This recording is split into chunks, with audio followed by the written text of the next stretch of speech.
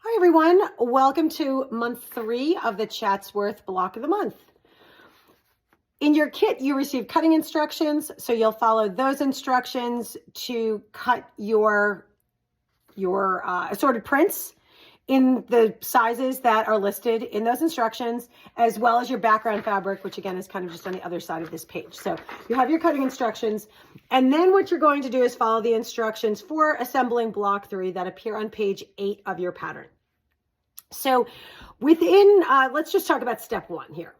For step 1, when you're assembling block 3, you are going to be using 8 2.5-inch squares of your background fabric.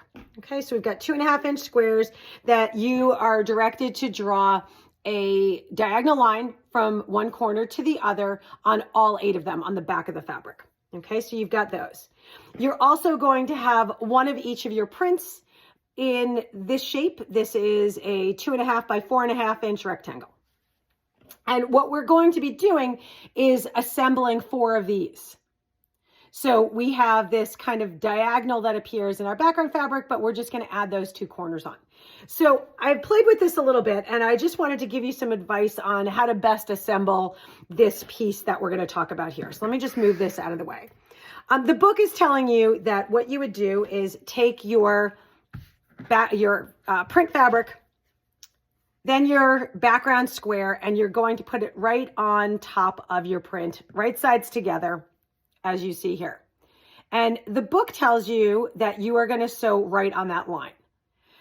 Now, what I've noticed is if you sew right on that line, it becomes a little bit wonky. So what I'm going to recommend, here's one that I did sew already, and it may be hard to see here. I'm going to get as close as I can and try to keep this centered. I actually sewed really 1 needle width to the outside of that line. Okay, so I probably should have done it in a different color so you can see it a little bit better. But if you sew just 1 needle width to the outside of the line, the outside being this side over here, it's going to make it more square for you when you trim this off and press it. Okay, so on both of these triangles, you can see, maybe I can try again. It's really hard to see because I'm barely off the line, but I just sewed a bit to the outside on both of those in order to then press and keep my triangle, or I'm sorry, and keep my rectangle rectangular. Okay, so that is just a piece of advice for step 1. Step 2 is pretty straightforward. All you're going to be doing is making half square triangles out of the other pieces that you cut here. So you're going to use your 3-inch squares of background fabric and your 3-inch squares of your assorted prints. You're going to draw a line diagonally on the back of each of your background fabrics. And in this case, we're going to follow the instructions that we've seen before for creating those half square triangles. For step 2, you're going to sew 1/4 inch on either side of that middle line so that when you cut them apart, you'll have 2 half square triangles from that unit. And you'll trim these down to 2.5-inch square.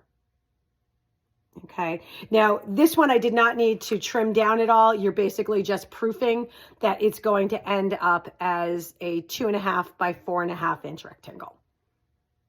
Okay, so hopefully that's helpful. I'm going to do all of these and I'll come back with the next video. All right, so I've completed step 1 and step 2 for block number 3. Okay, so what we have here is what is referred to as unit B, which came out of step 1. And I have 2 half square triangles of the same print that came out of step 2. Step 3 is asking us to put those all together. Okay, so what I'm going to do is I'm going to sew my 2 half square triangles together in this orientation, and then I will sew them to my unit B. So I end up with this shape right here. Okay, and I'm going to make those blocks right now with each of my 4 assorted prints. All right, we'll call this another poof. Okay, so again, block 3, I have completed step 3, which is assembling each of the units that are called unit D in each of my different colorways. So in step 4, all I need to do is make sure I have the right orientation that I can follow in the book here. And I'm going to sew these 4 units to one another to make that interior piece that goes within the larger star that we will assemble in the next step. Okay, and poof, the center of my block 3 is complete.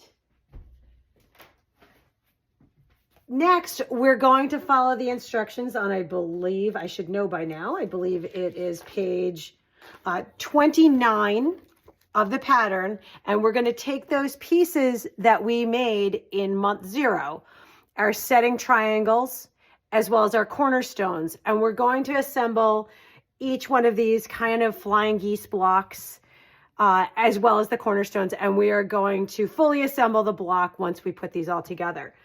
Somebody asked me if I actually do lie this out every month or is it just for the video? And I actually do lie it out because if you're like me, you're doing 10 things at the same time and trying to keep track of which triangle goes where while taking this back to my sewing machine does get kind of confusing. So I lie this out on my cutting area. I take 1 unit at a time over to the sewing machine and sew it, bring it back, put it in place.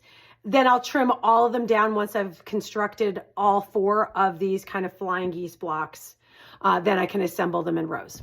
So that's what I'm going to do next. Stay tuned. And poof, my block is together. Yay. Yay. So this is block number 3. Don't forget to use the other pieces that you cut to make your flying geese block, which you can do either using the braided flying geese foundation paper, or you can follow the instructions on page 30 something in the book. Let me grab my book. And I will remind you that if you do want to follow the instructions in the book, they're on page 30 and 31. Okay? Enjoy.